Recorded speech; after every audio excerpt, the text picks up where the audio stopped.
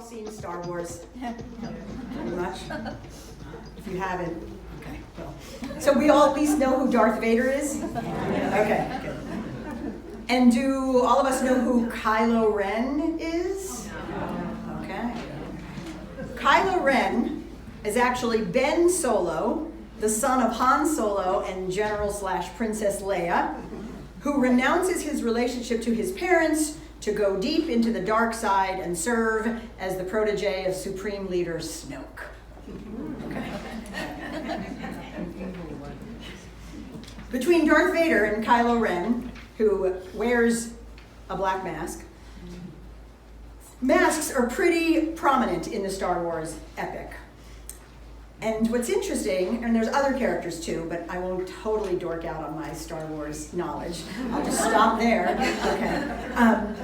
The masks these two characters wear simultaneously make them more visibly imposing and more emotionally hidden.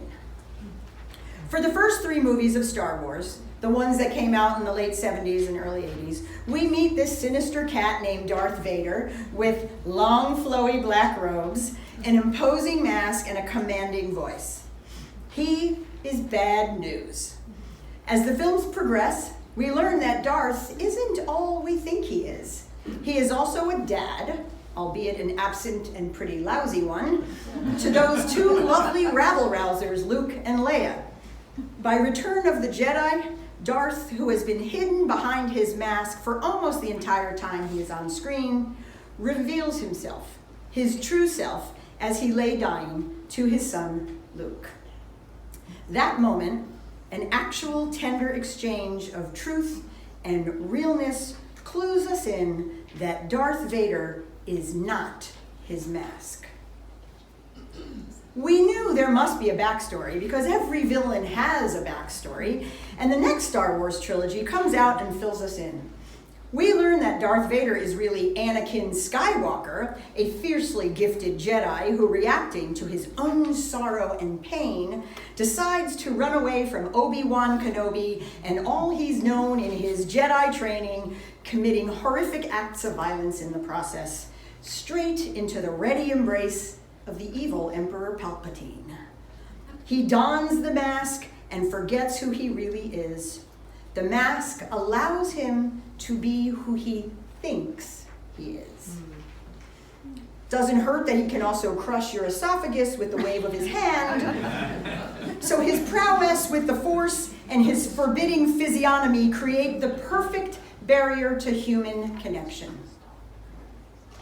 10 years later, the final Star Wars trilogy is released, set at least 25 years post-death of Darth, and we meet the aforementioned Kylo Ren, the grandson of Darth Vader, another masked figure who desperately wants to be like his grandpa, and in the process denies his parents, his upbringing, and perhaps his true calling.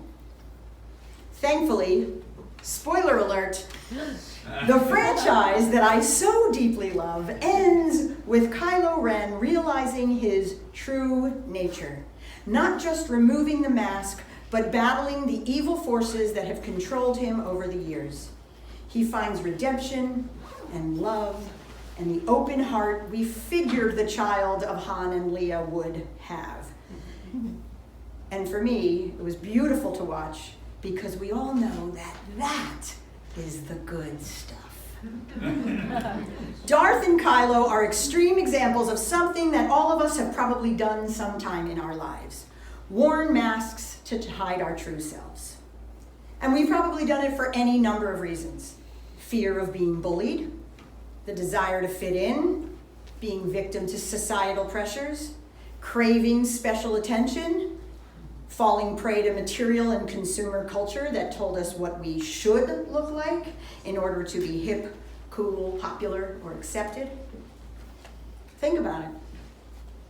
Was it in your teens, maybe? Your 20s? Maybe still today? Is there something we're hiding? Something that makes you feel vulnerable so it's easier to wear some kind of mask or disguise or attitude for protection? We may be resilient or strive to be resilient, but sometimes it is too much or too scary to put ourselves out there. So we hide. I think of how hard it was to be a teenager in the 80s, and it seems so much harder now. How does anyone figure out who they are amidst a near constant bombardment of images telling us we're not thin enough, pretty enough, strong enough, young enough, rich enough, enlightened enough? And it probably isn't just a nightmare for young people. All of us get slammed with these messages that work against us living as truth-telling, truth-seeing, vulnerable, open-hearted beings. As we struggled with finding ourselves, we probably didn't wear big, clunky black masks, but we probably chose our clothes or hairstyles or makeup or music in an effort to represent us, to say to the world, this is me. And maybe a week or two or months later, we realized, nope, that's not me. And we tried on something else. The whole time searching for who we really are. Our true self, our real nature. And maybe, hopefully, one day we realized, I don't have to put anything on. I am here. I am me. And that was probably the most liberating moment ever. It's what I like to imagine is going through Anakin/Darth's mind when he finally sheds his mask to look at his son, Luke. He had finally become himself.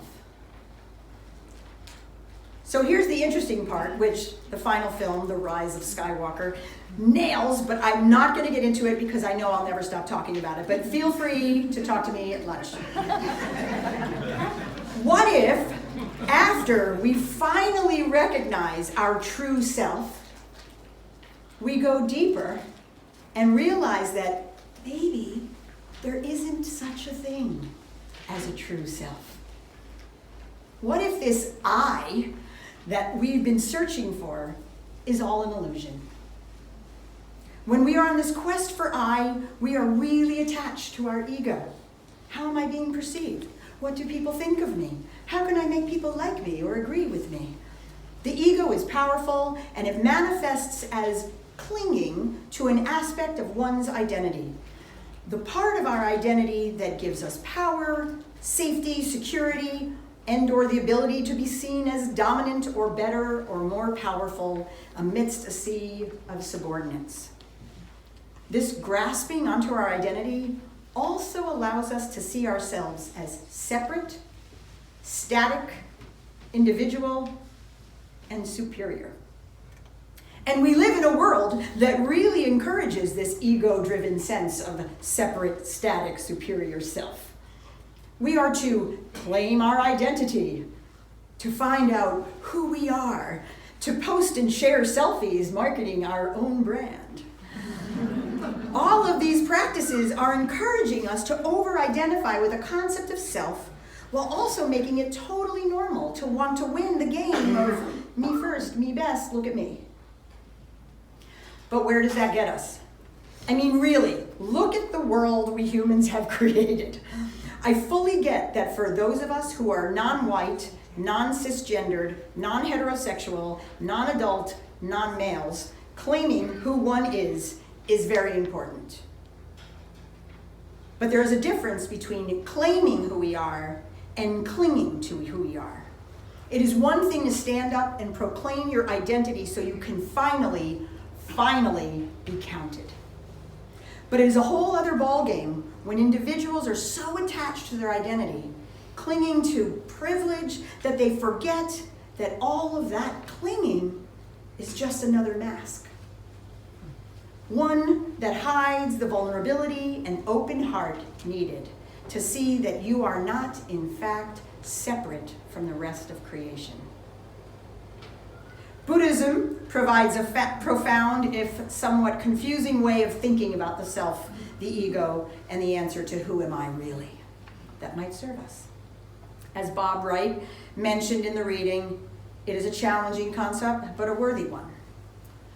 The translation no self is derived from the ancient Pali word anatta, an meaning no, atta, interpreted variously as soul, ego, self, or even personality. Buddha taught that there is no existence of a static self, an enduring I, an everlasting soul. Rather, we are the result of the 5 skandhas, or aggregates. Material form, rupa, feeling, vedana, perception or conception, samjna, karmic predisposition or volition, samskara, and discriminating consciousness, vijnana. When these aggregates are truly analyzed, it is discovered that none of them proves or demonstrates a real I. They don't have inherent existence. Therefore, for Buddhists, the self is imaginary or illusory, or at least impermanent. Anatta, like I said, is a challenging concept. It is made seemingly more so, more abstract, or seemingly unattainable in our world of selfies, me-firstism, the cult of celebrity, rampant competition, and unbridled consumerism. But Buddhist feminist scholar Rita Gross says that the teachings about egolessness deny that there is any permanent, abiding, unchanging essence that is the real person, which she adds is too much for most people to comprehend. So we constantly create styles of ego or self, which often cause us great problems. Now, if we could wrap our brains around the idea of egolessness, perhaps our competitive, selfish, violent world could be transformed. Perhaps if we all let go of this sense of a concretized I, we could more easily remove our masks and recognize our necessary connection to one another and of all life. Engaging with the notion of anatta is fruitful philosophically, spiritually, psychologically, and even emotionally. But as Bob Wright points out, it does mean we have to meditate or do some kind of mindfulness practice. I believe that anatta can be a path to global healing and liberation. For no self is a path out of a dualistic mindset of existence. So compare it to Martin Buber's call for us to shift from I-it to I-thou, or Thich Nhat Hanh's teaching of interbeing, or when the Beatles sing, I am you and you are me and we are all together. The dissolving of the separate I might help us be able to see our own divinity and allow us to realize that wearing masks hides that divinity from the world. Anatta is a way to truly feel unity and oneness with one another and even the planet herself. But how do we get there? We can acknowledge that I is a combination of physical and mental aggregates working interdependently within the laws of cause and effect, and that nothing is permanent, everlasting, unchanging, and eternal. It's a very Buddhist statement there. Impermanence may actually be the way to grasp this idea, though. Impermanence is made evident every day. Species go extinct. Lives end. Relationships disappear. Buildings and mountains crumble. Each moment passes, never to be repeated again. It is only logical that we too are part of this experience of impermanence. We will end. Our cells will die and disintegrate. Our thoughts leave us moments after we create them, sometimes even while we're creating them. Thus, how can we find it practical or realistic to hold tight to our ego, our sense of I, knowing that it too is intransient?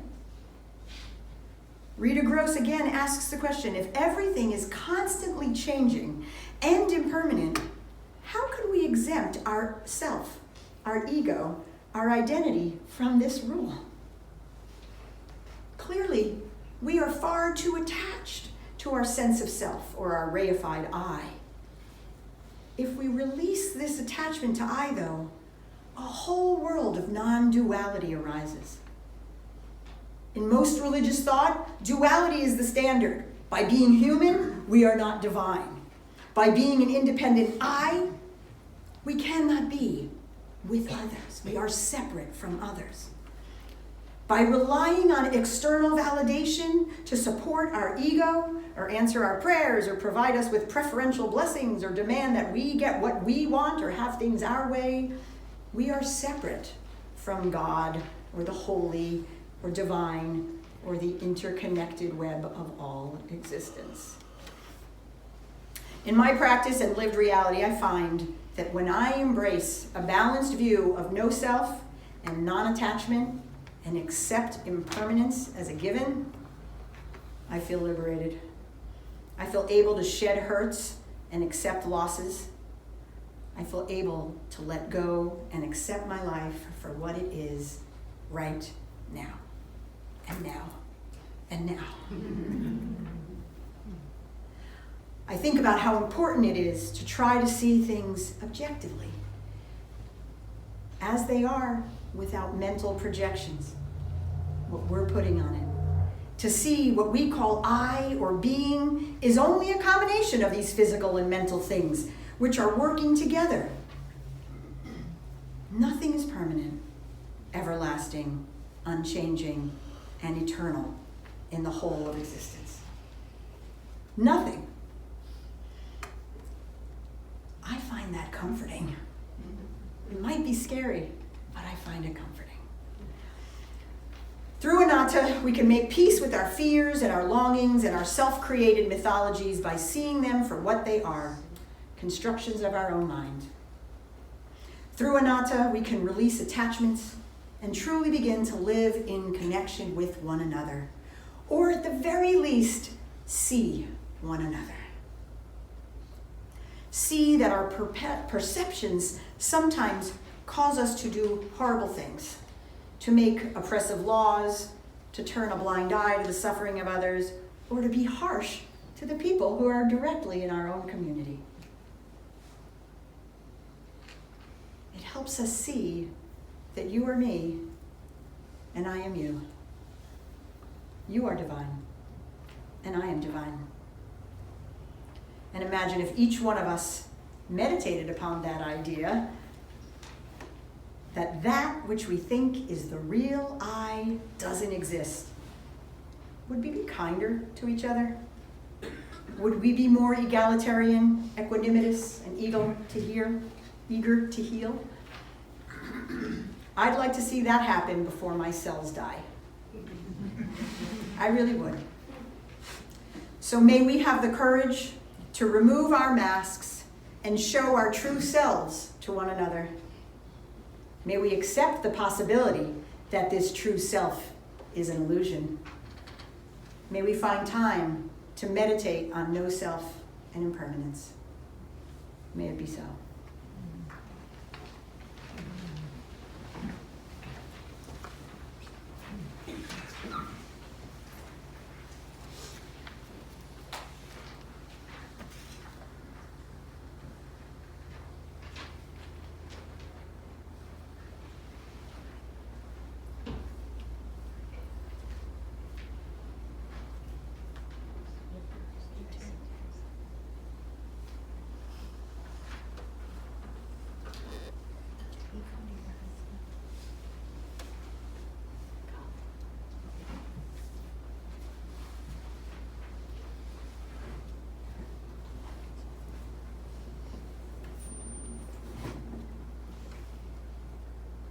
Please rise and bow your spirit as you're able for our closing song.